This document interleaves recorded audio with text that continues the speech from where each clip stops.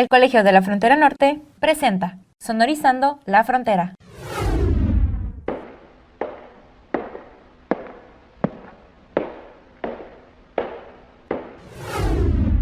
Bienvenidos a Sonorizando la Frontera, un programa que se realiza desde el Departamento de Difusión del Colegio de la Frontera Norte. Yo soy Carlos Martínez y hoy me acompaña Dulce Lucía Arroyo Mendoza, estudiante de la maestría en Desarrollo Regional. Y bueno, antes de comenzar, Dulce, ¿cómo estás? Buenos días. Hola, muy bien. Eh, Buenos días allá y buenas tardes acá en Guadalajara. Muchas gracias por invitarme. No, hombre, no, un gusto, Lucía, que te hayas podido dar el tiempo de esta conversación. Y digo, y para quienes nos escuchan, como ya es habitual, pues vamos a conversar sobre su tema de investigación, un poco para aclarar conceptos de lo que está haciendo en su tesis. Pero pues antes, ¿no? De entrar con la parte de la investigación, Dulce, si nos pudieras compartir pues un poco de ti, digo, ¿qué fue lo que estudiaste en la universidad? ¿Cómo fue que te decidiste hacer un posgrado? Luego, pues por la MDR, ¿en dónde has trabajado? Digo, ahora sí que lo que nos quieras compartir de ti, Dulce. Claro, bueno, yo estudié Relaciones Internacionales en la Universidad de Guadalajara. Siempre me visualicé en un posgrado, siempre quise hacer una maestría, aunque me gustaban muchos temas de programas en México y en el extranjero. Luego entré a trabajar a la COMAR, la Comisión Mexicana de Ayuda a Refugiados, y ahí pues terminé de empaparme y pues me enamoré del fenómeno migratorio y el fenómeno de los refugiados. Escuchaba las travesías migratorias, conocer los problemas que enfrentaban en México y su búsqueda de una oportunidad para rehacer su vida.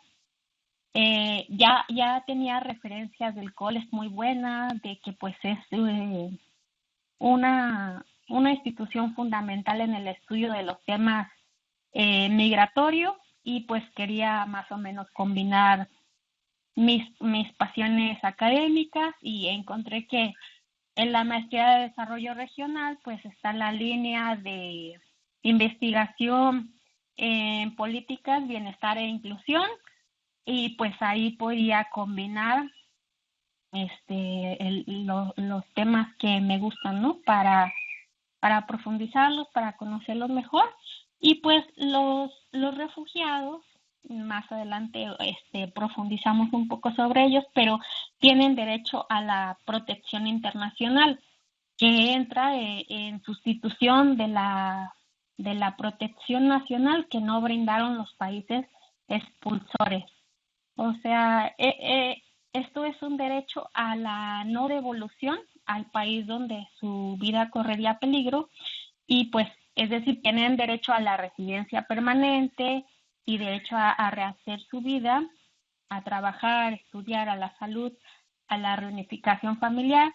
Eventualmente también se facilita la nacionalización, y para que esta integración a la que tienen derecho cumpla su propósito de ser una solución duradera que ayude a las personas refugiadas a rehacer su vida y que por lo tanto termine con el ciclo de desplazamiento forzado, debe haber condiciones, ¿no?, que permiten que poco a poco la persona refugiada logre superar sus desventajas, ser autosuficiente y gradualmente tener los mismos derechos que todos los mexicanos.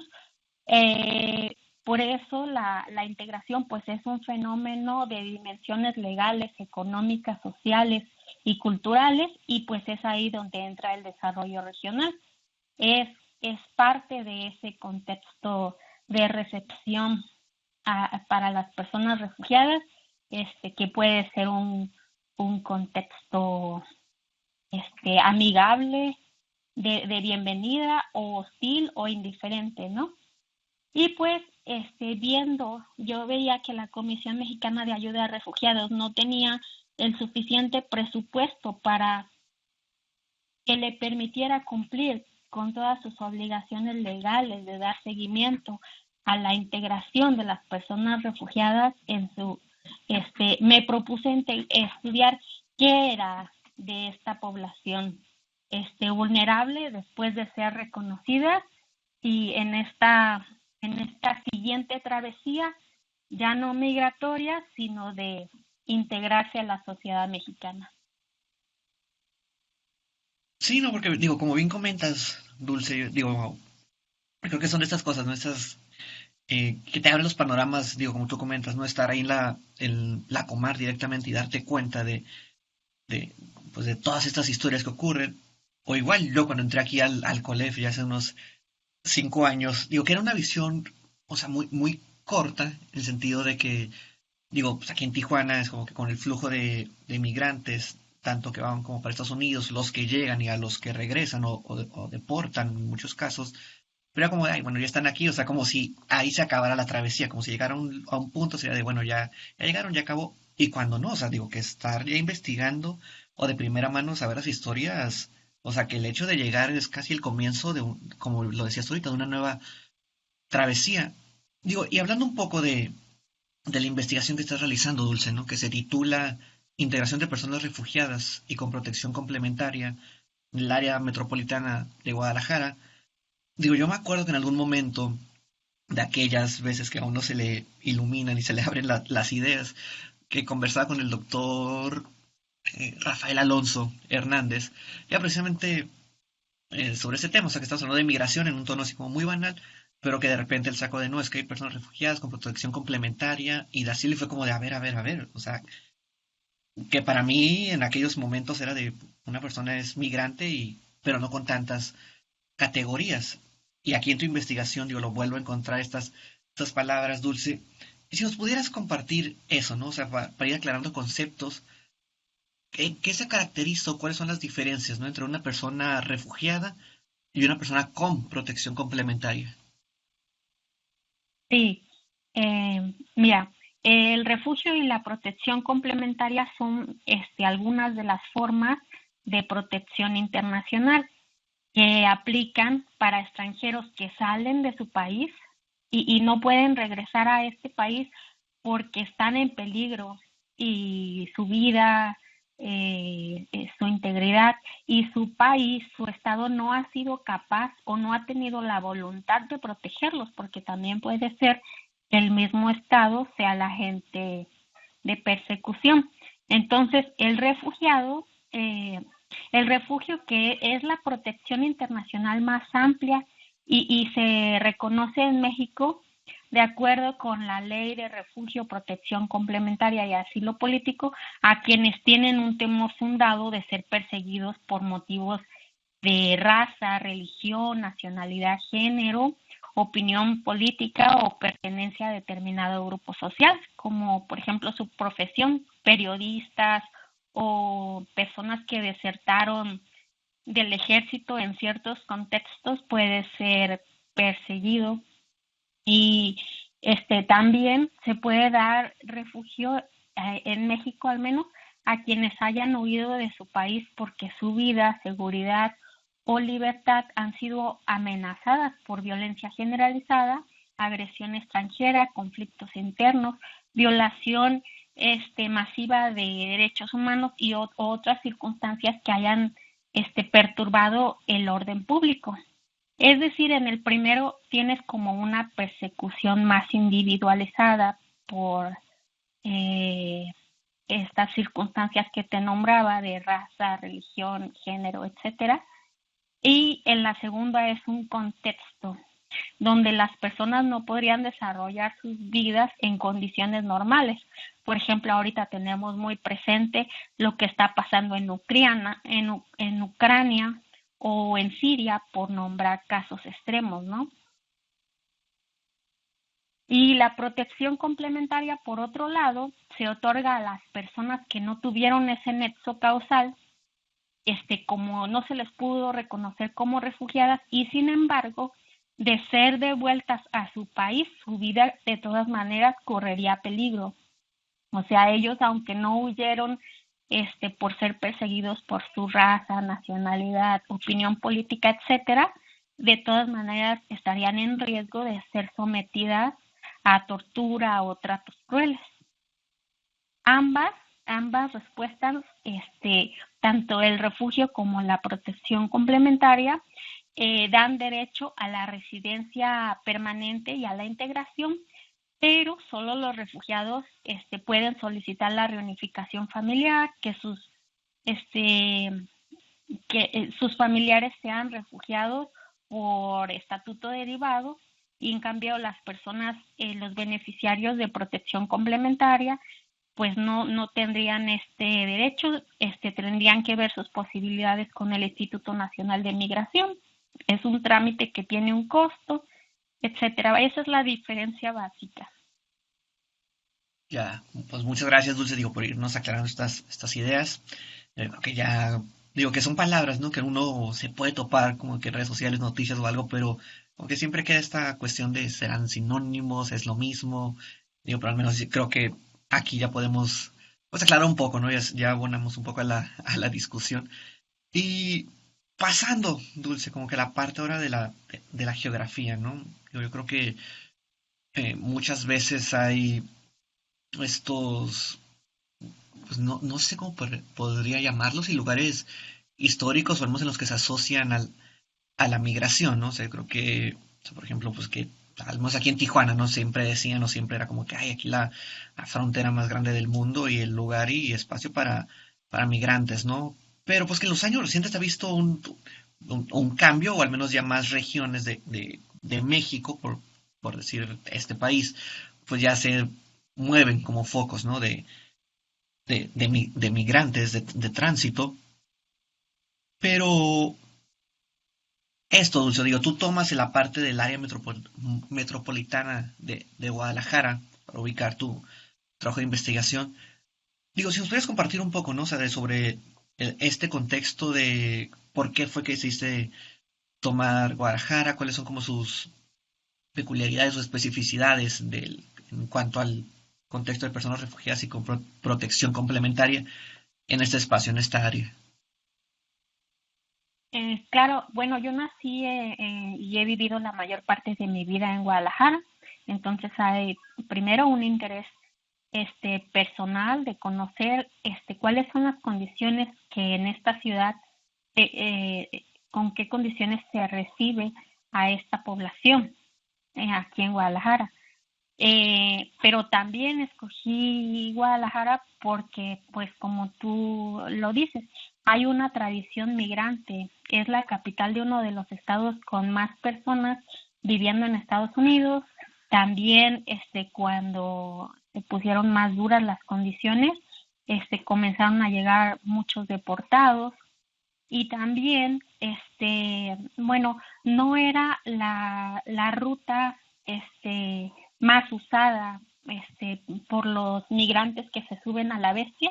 La ruta más usada era la ruta del Golfo, pero hubo estos desastres, estas desgracias como la masacre de San Fernando, y muchos migrantes pues comenzaban a reportar que esta ruta estaba tomada por el narco, ¿no? Y la ruta ferrocarrilera del Pacífico, la que pasa por Guadalajara, comenzó entonces a tomar relevancia, aunque es más larga, es percibida como menos peligrosa. Y entonces en Guadalajara todos estos flujos migratorios se fueron juntando, y la sociedad civil organizada de la ciudad fue adaptándose a estas necesidades, ¿no? Y para cuando los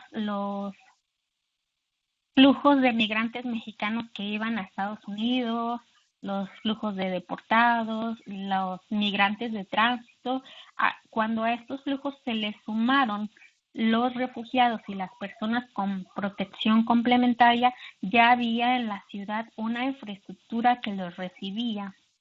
No, la ciudad no tomó esto tan de sorpresa, aunque sí es un cambio, que ahora las personas no están de paso ni son mexicanas, pero ya había albergues con un conocimiento, ¿no?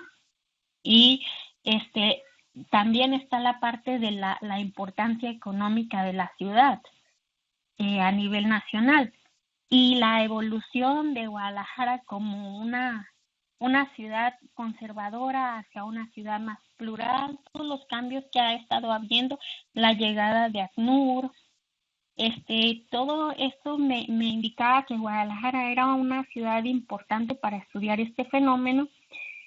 De hecho, ahorita parece que estamos en segundo lugar de recepción, no de personas solicitantes de refugio, eso claro, Chiapas está en primer lugar por mucho. Y Tabasco, etcétera, Ciudad de México y las ciudades en la frontera, pero Guadalajara sí es una ciudad importante en recepción de población ya reconocida como refugiada o beneficiada con la protección complementaria. Listo. Digo, y Dulce, creo que ahora entraríamos quizás a la parte más, pues, no sé si llamarlo compleja, pero al menos donde creo que se desenvuelve la mayor parte de tu investigación. Digo, y sé que todavía falta quizás algún tiempo, pues para que la presentes, unos meses para ya ver la tesis formada. Pero me gustaría, como si podemos sondar un poco en esto, y antes de entrar en la pregunta, como un poco, ponerme un poco vivencial, de que allá en mi lejana juventud tuve la oportunidad de residir un par de meses en Argentina, en La Plata, y se me hizo muy Uh-huh. curioso porque un día iba caminando por la calle, iba así caminando, y de repente vi lo que sería aquí una vecindad con migrantes de Haití, y yo como de, órale, y preguntando ahí ya con la gente con la que vivía, me decían de, sí, es que de repente se dejaron venir muchos y aquí trabajan, y yo como de, oye, pero viven todos ahí. Y le dije, y me dijeron, sí, le digo, pero ¿y luego dónde están? Y me dijo, no, pues es que tienen sus puestos para vender pues, cosas ambulantes ahí. Le digo, ¿y luego de ahí? No, es que se regresan a su vecindad. Y yo, pero vive. Entonces, como que al estar buscando más información, o sea, de pura charla, era de, ok, bueno, están integrados quizás en la vida económica, pero viven solo entre ellos, no salen a los bares o no salen a los lugares a los que sale las demás personas. O sea, y aunque otras personas migrantes, como era mi caso, y el de colombianos con los que convivía la mayor parte del tiempo, o sea, íbamos a lugares y encontramos, o sea, ellos, los migrantes provenientes de Haití, o sea, se mantenían aparte, o sea, no había una integración, no los podías ver en la calle, o sea, inclusive en tiendas no se veían. Cuando sucedió aquí en Tijuana la llegada, ¿no? O sea, por decir algo, era un poco similar, digo, ahorita ya los vemos un poco más integrados, pero, pues digo, al escuchar las tesis, bueno, las presentaciones de tesis, o conversar un poco más con colegas aquí del COLEF que investigan sobre estos temas, como tú, Dulce, pues era esto, ¿no? O sea, que dicen, pues sí llegan, o sí están presentes, o sea, uno se puede ver, pero ya de decir que están integrados completamente a la ciudad o a las dinámicas poblacionales, bueno, ya es otra cosa. Entonces, aquí, Dulce, digo, me gustaría preguntarte, a lo mejor ya me extendí un poco, pero pues esto, ¿no? O sea, ¿de qué depende la integración, ¿no? O sea, es a nivel social, a nivel institucional, se tienen que establecer políticas públicas, dejar que suceda por sí solo. Ahora sí que, o sea, esta parte de la integración, ¿de qué depende? ¿Qué factores entran en juego, Dulce? Claro, sí, como lo mencionas, pues es un fenómeno de múltiples dimensiones sociales, económicas, culturales. Depende tanto de factores personales como estructurales, de acuerdo con la teoría. Por ejemplo, entre los personales, el capital social, los recursos potenciales a los que estas personas podrían tener acceso y y que dependen de las redes de las que son parte, ¿no? El capital humano, su educación, su capacitación, experiencia laboral, pero también otras cosas que sobre las que tienen menos control o ningún control, como la raza, el género, la edad, y luego factores estructurales, donde el gobierno, la sociedad y la comunidad forman ese contexto que los recibe, que va a favorecer o dificultar la integración, ¿no? O algunas dimensiones de la integración. Por ejemplo, el gobierno tiene la capacidad de aplicar la ley, está coordinado, sus acciones facilitan o están entorpeciendo la integración local. Y la sociedad, por su parte, que puede tener prejuicios contra ciertos grupos, ¿no? O nacionalidades, o ciertos valores de solidaridad o no. Así, por ejemplo, el trato cotidiano que reciben las personas refugiadas de Venezuela puede ser diferente al que están enfrentando los refugiados haitianos o de El Salvador, etcétera. Solo por dar un ejemplo. La comunidad, pues estas, si los refugiados llegan a una ciudad donde ya hay otras personas de su país, o sea, que comprende su cultura, que más o menos le puede servir de apoyo para conocer y adaptarse al nuevo entorno, y es una comunidad grande, unida, eso puede aumentar el acceso y la calidad a redes sociales. Pero pues en México menos del 1% de las personas es extranjeras. Aún así es posible que en los albergues, en el trámite del refugio, se conozcan, se incremente en las redes sociales o se pueden formar enclaves, etcétera. Pero bueno, eso está por verse, ¿no? Y vuelvo al tema del desarrollo regional.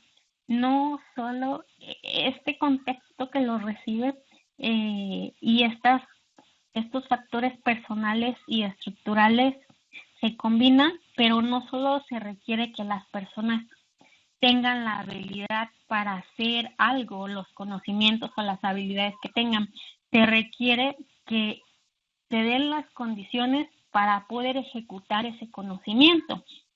Una persona refugiada puede tener conocimientos de programación o de medicina o una buena educación, pero si no puede revalidar sus estudios o si sufre de discriminación, no podría aplicar sus conocimientos, entonces no va a contribuir a la sociedad de acogida con todo lo que podría hacer.